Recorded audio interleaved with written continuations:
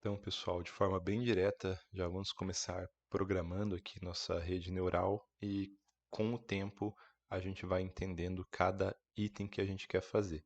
Então, vamos dar um novo notebook aqui, a gente vai criar uma nova área de trabalho aqui para nossa rede neural. Já vou dar aqui conectar e vamos colocar aqui o nome da nossa disciplina, Inteligência Artificial, aula 03, e o nosso é o programa 01. Eu acho que a gente consegue lidar com essa anotação aqui. Primeira coisa que a gente vai fazer é importar as bibliotecas que a gente normalmente importa. Então, a gente sempre usa NumPy, então vamos importar NumPy. A gente, caso queira gerar gráficos, a gente precisa da Matplotlib, e eu acredito que vocês saibam, tinha na nossa revisão aqui para essa disciplina, né, sobre a biblioteca NumPy e a Matplotlib. Então, vamos importar a Matplotlib para fazer gráficos. Então, na verdade, vamos importar só o pyplot, né? Então, from matplotlib, certo? Mat, tem um pezinho a mais aqui. From matplotlib, import pyplot as plt, certo? Então, vamos importar o pyplot. E agora a gente vai importar a biblioteca que nos vai auxiliar na criação da estrutura das redes neurais artificiais, que é a biblioteca TensorFlow. Então a gente vai pedir para importar o TensorFlow e para ficar mais fácil a gente vai dar o apelido de TensorFlow, igual a gente apelida o NumPy como NP, a gente vai apelidar o TensorFlow como TF. Então, import TensorFlow as TF, certo? Estamos com as nossas bibliotecas importadas. A gente só vai usar isso, não vai usar mais nada na criação da nossa rede neural. Então, importou. Vou criar mais uma linha de código aqui, mais um bloco de código para a gente deixar tudo bem separadinho, né? A primeira coisa que a gente vai fazer é carregar os dados externos. Então, os dados externos nossos estão aqui no Excel, né? Vocês já viram os nossos dados externos. Os nossos dados externos vão ser basicamente esses dados aqui. Normalmente, quem trabalha com inteligência artificial ia salvar isso aqui em CSV e já ia processar como CSV mesmo. Mas como vocês estão acostumados a processar em texto, eu vou abrir um bloco de notas aqui e a gente vai fazer como vocês estão acostumados. A gente vai fazer a partir de um bloco de notas. Então eu vou colar essas informações aqui no bloco de notas. Muito cuidado, gente. Ó, lembra que o Python usa ponto em vez de vírgula. Meu Excel ele está por padrão ponto. Se o de vocês não tiver por padrão ponto, isso aqui vai virar vírgula e vai dar problema. Mas essa aqui é a nossa série de dados. A primeira coluna, a segunda coluna, a terceira coluna são dados de entrada. A quarta coluna são dados de saída. Então está aqui o diagnóstico, está aqui as características da célula, tudo bem? Então eu vou salvar. Eu vou salvar aqui. Já está salvo aqui para mim, né? Está aqui salvo nos meus documentos. Então eu vou salvar, vou substituir. Estou com os meus dados de treinamento salvo. Então eu vou fazer a importação desses dados lá para o Python, tudo bem? É bem simples.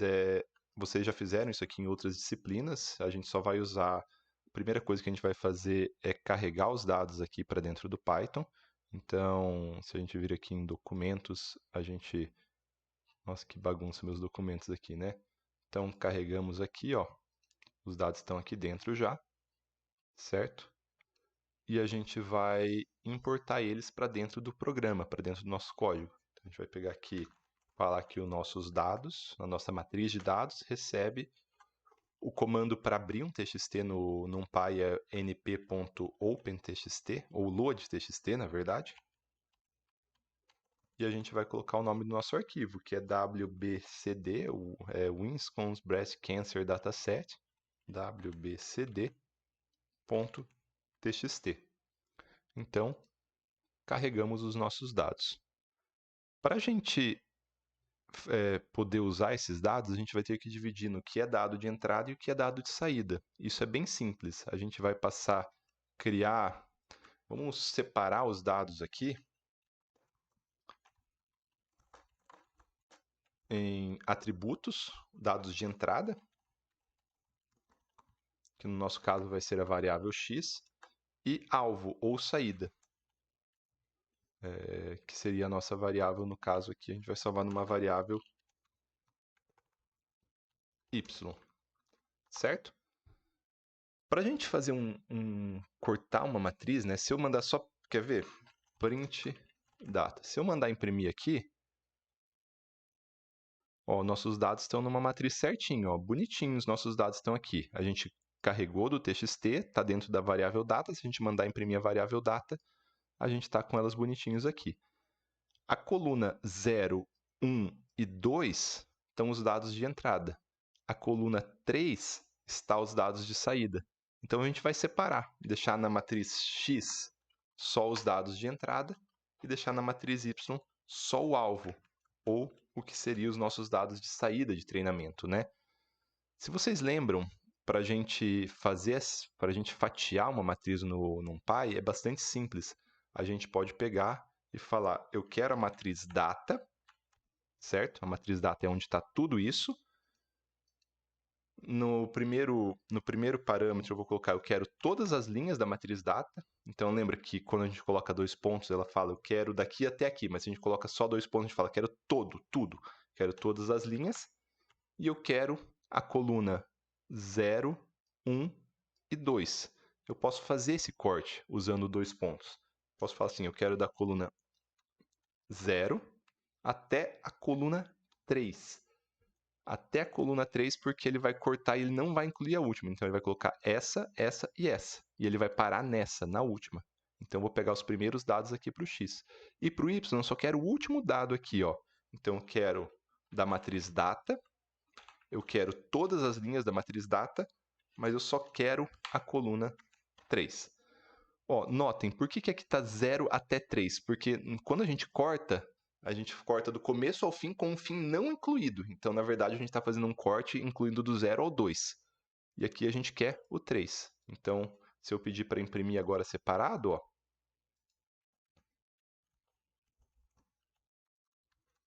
se eu imprimir nossa nova matriz X, ela é um corte que tem todas as linhas, mas tem só a coluna 0 até a 2. Olha aqui, ó, separamos os nossos dados de saída, de entrada. Se eu pegar o Y aqui, ó, separamos os nossos dados de saída. Então, a gente conseguiu separar os dados. Tudo bem? Ótimo. A gente tem os nossos dados separados. A gente vai usar esses dados para o treinamento daqui a pouco. Lembrando que a gente vai ter uma aula específica para falar sobre treinamento. A nossa aula de hoje, o objetivo dela é criar o modelo MLP. Esse é o objetivo da nossa aula. E a gente vai ver como vai ser simples fazer isso usando a biblioteca TensorFlow. O que a gente quer fazer nesse modelo MLP? Lembrem aqui comigo. A gente quer pegar,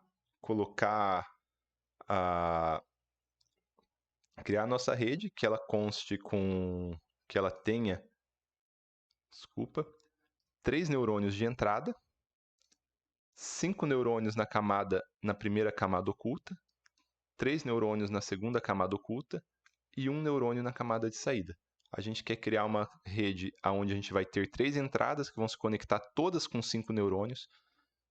Aí dessa camada, todos os neurônios vão se conectar com os próximos neurônios. Dessa camada, todos os neurônios vão se conectar com os próximos neurônios. É isso que a gente quer fazer. A gente poderia programar isso na mão sem problema nenhum, porque a gente já sabe programar um neurônio. Se a gente sabe programar um, a gente sabe programar dois. Se a gente sabe programar dois, a gente sabe programar 1000. Não importa. Mas a gente vai usar o TensorFlow para a gente fazer isso de forma um pouco mais simples. E é realmente muito simples dentro do TensorFlow. A primeira coisa que a gente vai fazer é criar o nosso modelo. Vamos chamar ele de model, o nosso modelo. E a gente vai falar que o nosso modelo ele vai receber, a gente vai chamar a biblioteca TensorFlow. Lembra, a gente vai fazer uma multilayer perceptron.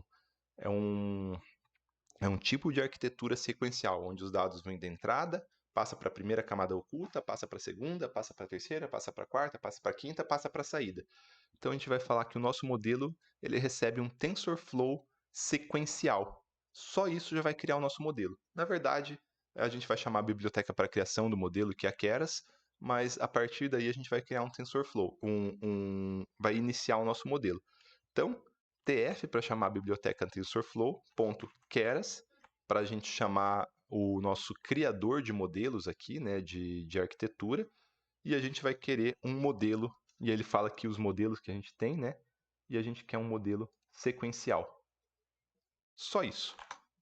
A gente está dizendo para o NumPy agora, a gente está dizendo aqui para a biblioteca TensorFlow, na verdade, que a gente quer criar um modelo sequencial. Beleza, ele já sabe o que a gente quer fazer. Então, a partir de agora, a gente só vai colocar as nossas camadas. Então, a gente vai pegar o nosso modelo e vai usar o comando .add, adicionar. O que a gente vai adicionar no nosso modelo? A gente vai adicionar uma camada. E aí, para a gente adicionar uma camada, vai ser a mesma coisa. Anotem esse comandinho. tf.keras, que é como a gente vai fazer para criar. .layer, que a gente vai adicionar uma camada. .dense. Dense é maiúsculo. tf.keras é o que a gente sempre vai usar para criar um modelo, tudo bem? Até eu poderia importar direto para a gente não precisar usar esse nome, mas tudo bem. Então, tf.keras é o que a gente vai usar para criar um modelo. Então, tf.keras sequencial, como o primeiro comando, quer dizer que a gente está criando um modelo sequencial. tf.keras adicionar, né? Add. tf.keras layer vai adicionar uma camada. E a gente vai adicionar uma camada chamada de camada densa. Existem diferentes tipos de camada, a gente não viu ainda, a gente vai ver no futuro, mas o tipo de camada que a gente viu até agora se chama camada densa. Camada densa é quando todos os neurônios da camada anterior estão conectados no neurônio dessa camada. Então, a gente não quer que todos os neurônios de entrada se conectem com esse, todos os neurônios de entrada se conectem com esse, todos os neurônios de entrada se conectem com esse. Então, isso é chamado de camada densa. A gente pode ter arquitetura onde todos os neurônios não se conversam entre si. Pode ser uma rede tão grande que não faz sentido todos os neurônios entrarem em todos. Mas aqui, quando a gente faz essa camada densa, pode ser que não faça sentido todos os neurônios se comunicarem também. Mas quando isso acontecer, quando não fizer sentido, durante o treinamento, simplesmente vai ser atribuído peso zero para aquilo que não é relevante. Como no exemplo que a gente deu das cores. A gente não atribuiu o peso zero para a intensidade luminosa porque não importava para a gente se a intensidade luminosa ia dar intensidade ou não. A mesma coisa a gente faz aqui. A gente pode fazer uma camada densa e a camada densa ela pode atribuir peso zero ao neurônio. Então, basicamente, eu falei model.add, então adicione, tf.canvas para dizer que eu estou criando um modelo, uma camada densa. E aí a gente vai dar a característica dessa camada densa. A gente vai abrir parênteses e a gente vai dar a característica dessa camada densa. A nossa primeira camada, ela tem 5 neurônios. Basicamente isso. Basicamente é isso, não é nada mais. Vamos fazer de novo. Então, criamos a nossa primeira camada. Vamos criar a nossa segunda camada. Vamos adicionar a mesma coisa, só que a nossa segunda camada ela tem o quê? 2 neurônios, 3 neurônios só. Então, vamos adicionar uma camada densa com 3 neurônios. E vamos criar a nossa última camada. A nossa última camada, ela também é uma camada densa, porque ela recebe todos os valores, com apenas um neurônio. Então, vamos adicionar aqui uma camada com um neurônio. Acabamos de criar uma rede neural. A gente acabou de criar uma conexão de 3 neurônios de entrada, com 5 neurônios na primeira camada, esses 5 neurônios conectados com 3 neurônios na próxima camada, esses 3 neurônios conectados com um neurônio de saída. Quer dizer, a gente não fez uma coisa importante. Em nenhum momento a gente falou que era 3 dados de entrada. A gente tem que falar isso. Então, para a gente falar isso, na primeira camada de todas, nessa daqui, a gente vai ter que colocar um parâmetrozinho para falar quantos dados de entrada está chegando nela. E esse comandozinho é o input underline, é a dimensão da entrada. Então é input underline dimension. Qual que é o tamanho da nossa entrada? 3 neurônios. Agora sim, a gente criou a nossa rede neural. Está criada. Pronto, só isso, não tem nada mais. Aquilo de criar um neurônio, de fazer a soma ponderada pelos pesos e tudo mais, está aqui dentro já. No caso da primeira rede que a gente fez, né, que a gente programou 100%, ou que a gente pelo menos estudou conceitualmente 100%, a gente tinha uma função de ativação, que era aquilo que dizia, né, se ia passar o sinal para frente ou não ia passar o sinal para frente. A gente vai estudar na próxima aula especificamente funções de ativação. Mas para funcionar essa nossa rede neural, a gente vai colocar algumas funções de ativação diferentes aqui. Lembra, a gente usou a função de ativação degrau, a função de ativação que se a soma mais o bias fosse menor que zero, era zero, se fosse maior que zero, era 1. Era basicamente isso a nossa função de ativação. Aqui, a gente vai colocar algumas funções de ativação diferentes. Eu vou falar, então eu criei... Opa, tá no lugar errado. Como que faz para refazer? Não dá para refazer, eu vou ter que colocar aqui de novo, né? Eu apaguei o input. Input dimension igual a 3. E a nossa a nossa função de ativação vai ser a ReLU. A gente fala dela mais especificamente na frente. E simplesmente eu vou colocar que a gente vai usar essas funções de ativação nos próximos neurônios. A gente vai ver bem especificamente na próxima aula sobre isso. E a última vai ser uma função sigmoide. Não se preocupem com isso agora, isso aqui não importa para vocês agora. Vou falar só da sigmoide aqui. A função degrau que a gente falou, ela só dava um valor 0 e 1. A sigmoide ela dá um valor entre 0 e 1. E aí a gente pode usar isso aí como probabilidade, tudo bem? Então ela passa para o neurônio da frente não só estou ativado, ela fala estou muito ativado ou estou pouco ativado. A ReLU também, ela só passa não estou ativado ou estou com um determinado nível de ativação. Essa que é a diferença. Tudo bem? A função de ativação que a gente viu previamente, ela falava estou ativado ou não estou ativado. Essas funções aqui, elas dão graus de ativação. Tudo bem?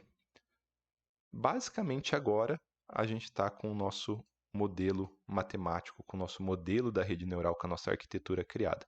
Então a gente criou, falou, cria uma rede neural sequencial.